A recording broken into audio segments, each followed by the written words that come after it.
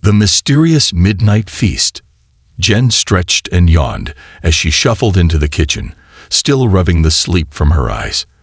The first rays of morning sunlight streamed through the windows, casting long golden streaks across the tile floor. But as she reached for the coffee pot, she stopped mid-step, her brow furrowing. Crumbs scattered around the dining table, trailing toward the back door. She sighed, hands on her hips. "Michael, I swear, one of the kids is sneaking food at night again." Her husband, Michael, walked in groggily, running a hand through his tousled hair. "Did you ask them?" "Of course," she said, motioning toward the messy floor. "And they keep saying it's not them." Michael frowned, looking down at the strange scene. "Wait."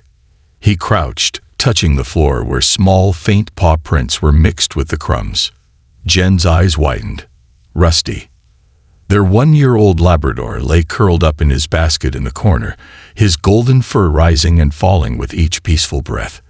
He looked up sleepily when he heard his name but didn't move. "He's just a puppy," Jen muttered. "Why would he be sneaking food? We give him plenty."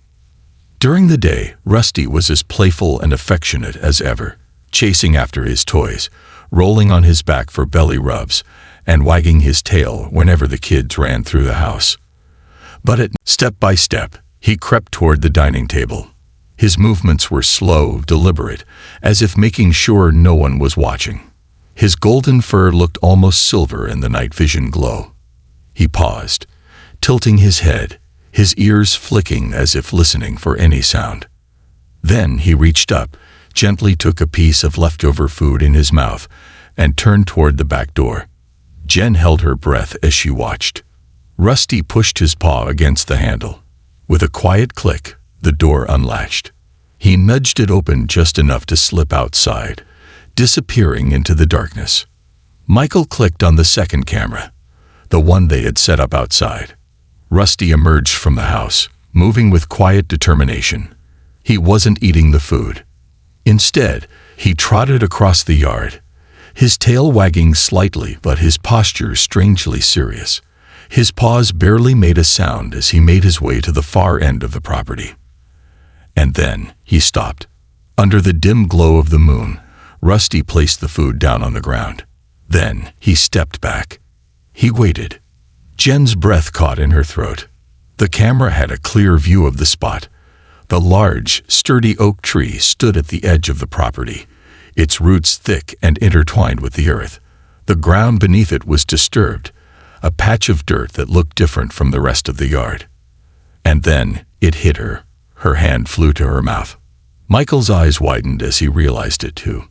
That was where they had buried Marley, their old Labrador, the dog who had been part of their family for more than 10 years, the dog who had played with their children, who had comforted them during hard times, who had never left their side. Marley had passed away a few months ago. Rusty had only known him for a short time before he was gone. And yet, every single night, Rusty had been bringing him food. As if he was waiting. As if he was hoping that, maybe just once, Marley would come back to take it. Jen felt her chest tighten, tears welling in her eyes. Rusty waited for a long time in the video. His tail wagged softly, his ears perked up, his eyes fixed on the spot. And then, slowly, he sighed, lay down beside the food, and rested his head on his paws. Waiting. Hoping. Loyal to the very end. The weight of love and loss. Jen and Michael sat in stunned silence, staring at the screen. The weight of what they had just seen pressed down on them. Michael exhaled, rubbing his hands over his face. "He misses him," he whispered. Jen wiped away a tear. "He's been doing this every night, all this time." They had assumed Rusty was just another playful puppy, living in the moment, but dogs don't forget. They grieve. They remember. They love, sometimes more deeply than we can ever understand. Jen closed the laptop. She didn't need to see any more. She already knew what had to be done. That night, when Rusty started creeping toward the door once again, Jen and Michael followed him. Silently, they watched as he retraced his steps across the yard, as he gently placed the food down at the base of the oak tree. As he lay beside it, waiting, hoping, their hearts ached. And then Jen knelt beside him. Rusty turned his head, his big, soulful eyes meeting hers. Without a word, she reached into her pocket and pulled out something small, something worn but precious. Marley's favorite toy, a small, tattered plush teddy bear. Rusty's eyes widened slightly.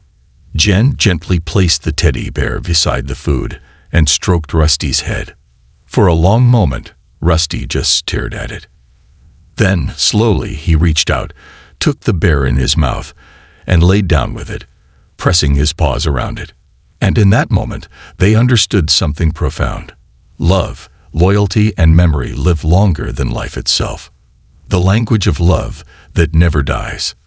The night was cool, the wind whispering softly through the trees as Jen, Michael, and Rusty sat beneath the great oak. The silence was heavy, but not empty. It carried the weight of understanding, of emotions too deep for words.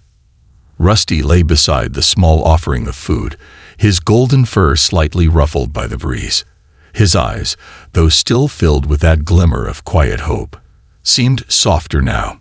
Perhaps, for the first time, he felt understood. Jen reached out and stroked his head, feeling the warmth of his fur beneath her fingers. He was a good boy, wasn't he? She whispered, her voice thick with emotion. Rusty's ears perked slightly. Michael exhaled slowly. The best, he said, his voice barely above a whisper. They both fell silent, watching as Rusty nudged the old teddy bear closer to his body. His paws curled around it gently, his nose pressing into its worn fabric. Marley's scent had long since faded from it, but perhaps in Rusty's heart, it was still there.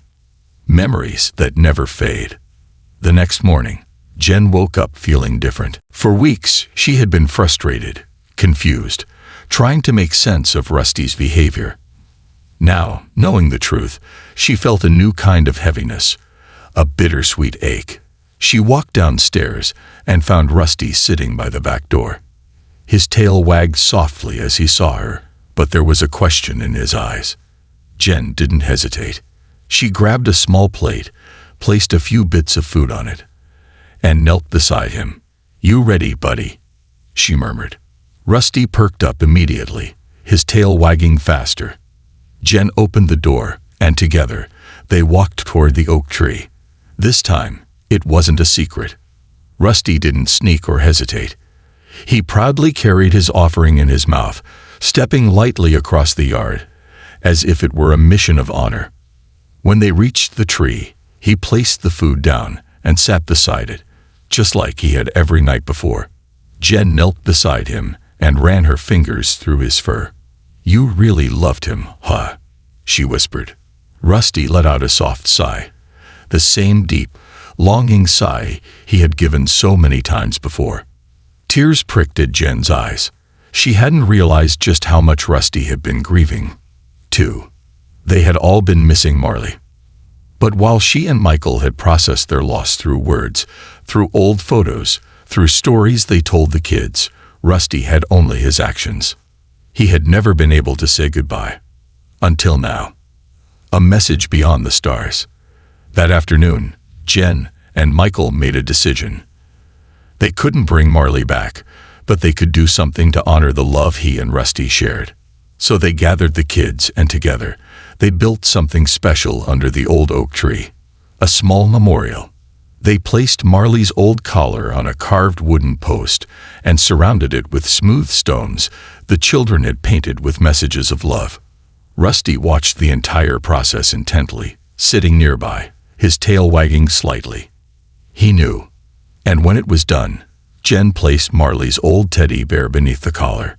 Rusty stepped forward, sniffed it once, then laid down beside it, resting his head on the toy. For the first time since Marley's passing, he didn't bring food. He simply lay there, his eyes half closed, as if he finally felt at peace. Michael placed a hand on Jen's shoulder. "I think he understands now," he murmured. Jen swallowed hard. "Yeah," she whispered. "I think he does. Love that lives on. That night, something changed. For the first time in weeks, Rusty didn't sneak out. Jen and Michael watched as he curled up in his bed, his breathing deep and steady. He sighed once, but this time, it was not a sigh of longing. It was a sigh of peace. The next morning, when they stepped outside, they found Rusty sitting by the tree. Not waiting, not grieving, just sitting, being. Jen knelt beside him, scratching his ears. "Marley would be proud of you," she whispered. Rusty wagged his tail, licking her hand softly. Marley was gone, but his love was still here. In Rusty. In their family. In the quiet moments beneath the old oak tree. Because some bonds, the strongest ones, never break. A love that never fades. The days that followed were different. Not in a way that could be explained in words, but in the way the air felt lighter. The house felt warmer, and Rusty's eyes no longer held that quiet sadness.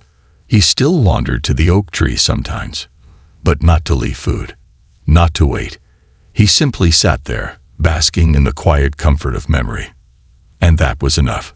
A goodbye without words. One evening, as the sun dipped low on the horizon, Jen, Michael, and the kids sat outside, watching Rusty beneath the oak.